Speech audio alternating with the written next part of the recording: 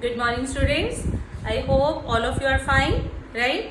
In the previous lecture, we discussed about the agriculture practices, that is manures and fertilizers, like replenishment of nutrients in the soil.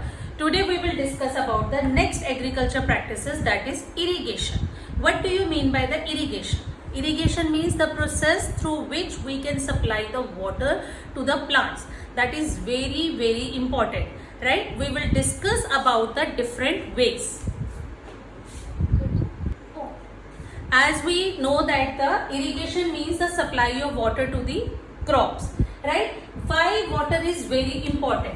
Water is why important for the growing of the crops and all that. Number one, it helps for the growth and development of crops, right? Water is very essential. It keeps them hydrated for the growth and development of crops.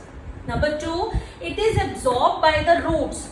When the roots will absorb the water, so along with water, minerals and fertilizers are also absorbed. That help in the absorption of the fertilizers and manures. Third one, it is essential for the germination of seeds.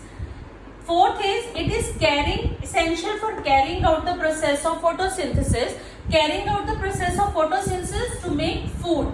That helps to make food. You can say photosynthesis, right? Then fifth point, it dissolves nutrients. Is dissolve nutrients which are transported to each part of the plant, so that nutrients like fertilizers, manures, each and everything will be circulated in the whole plant, that each part of the plant. Then next is, it also protects the crop from both frost and hot air currents. Means when the excess summers are there, then they help the plant to withstand with those conditions. So these are very important. The time and frequency of irrigation, that depend upon the three factors. Means when we have to give the water to the crops, it depend upon the three factors, or how much water we have to give to the plants. Like if we will say nature of crop plants. Nature of crop plants, that is very much you are familiar with the paddy crop, right? The rice, it needs a lots of water, right? So we have to irrigate it, right? Secondly, nature of soil. Some of the soils are having, as we had discussed in the 7th class also, clay soil, sandy soil, alluvial soil. So the nature of soil that holds the large amount of water. That means if the soil is having a clay soil, okay, then we have to give the less water, and if the soil is the sandy soil, then we have to give more water because it is having a very less holding capacity. Seasons when the crops grown, as we already discussed that the Ritu years we had learned that the crops grown in the Rabi crops grown in the winter season, as well as some of the crops that are grown in the rainy season. So when the crops are grown in the rainy season, at that time also the crops that are grown in rainy season, it gets sufficient amount of water from the rain. So we have to give less water to these type of the crops. Okay, these depend, the frequency of irrigation means the supply of water, it depend upon the three factors. Number one, nature of the crop plants. Second is nature of soil, and third is season when the crops grown, right? Now the next is sources of irrigation, like different type of the methods that we use to give the plant water to the plants. There are the two ways, two sources. One is called traditional sources and one is called modern. We are having the two different type of those sources of irrigation. One is called traditional sources and other one is called the modern sources. In traditional sources, that is the water available in the lakes, wells, ponds. We are using this, right? This is done with the help of the pumps. This is the traditional method. That the water that is stored in the lakes, rivers, ponds, well, that is used to driven by with the help of the pumps. We are using the traditional method. Okay. After that, we are using the modern method. In the modern method, we are having the two different techniques. One is called drip irrigation and second is called the sprinkler. Drip irrigation and second is called sprinkler, right? by the drip irrigation? I am just making a very rough diagram like this. यहाँ पे we will make a hole in this pipe, right? What we will do? We will make a hole in this pipe like this, as I mark here, right? Water is given. That is the lay in the we can say long pipes are adjusted. From here the water is entering and water is given to each plant like this. That is the drip irrigation. By this method, it is having the number of the benefits. Drip irrigation is having the benefits like no more water is wasted. Okay, each plant, suppose here is a plant. If I am saying here is plant, here is plant. So each plant will get the sufficient amount of water, right? Water is not wasted. Plants get the sufficient water. So drip irrigation method is also very useful, and we don't require any labor. Once we will started it, the water will enter through the pipe, and by drip method, by drop, it will enters into the different plants, right? In the same way, sprinkler, that is the long tube, perpendicular like long tube like this. The water jet lage like this. So suppose this is the different way water is sprinkling. Large area will be covered with the help of the sprinkler.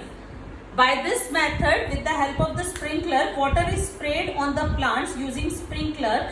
The perpendicular pipes having rotating nozzles on the top of the sprinkler, we will adjust these nozzles. And water will spread a long distance. It will cover the long distance that the world. Suppose here are the fields.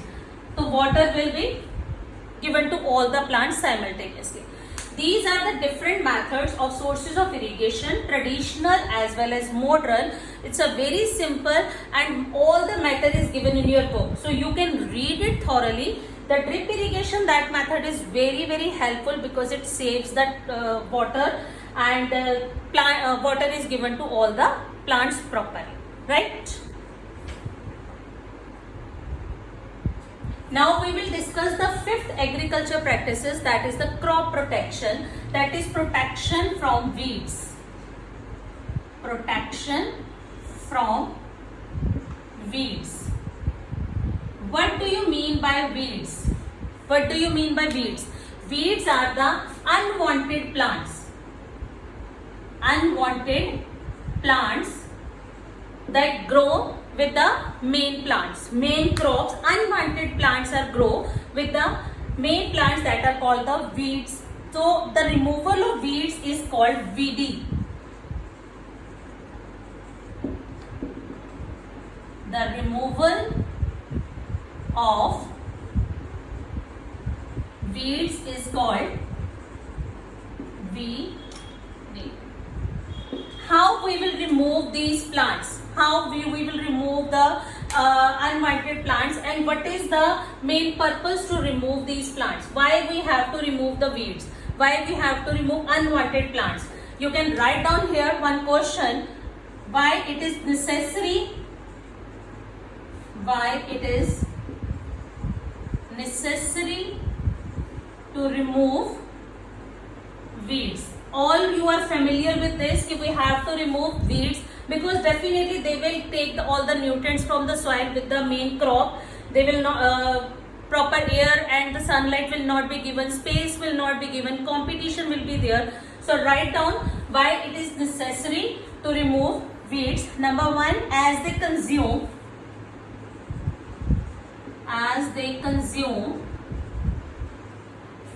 right, as they consume great amount of nutrients, sunlight, water, great amount of sunlight,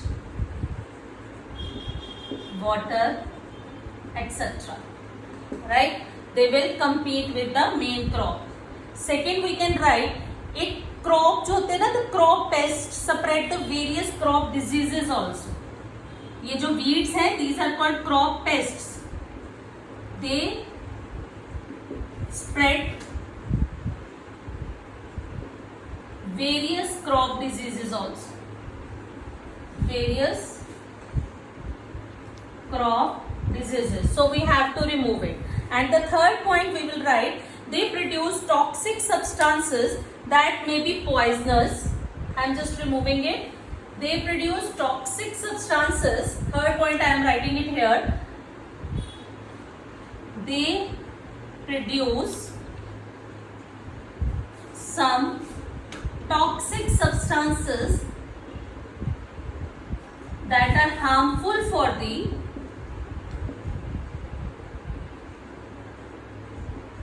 plants and animals. We have to remove it because they produce some toxic substances. Now the different method used to remove. Now we will discuss about the different methods to use to remove these weeds. We will write down the two ways. Methods to remove weeds.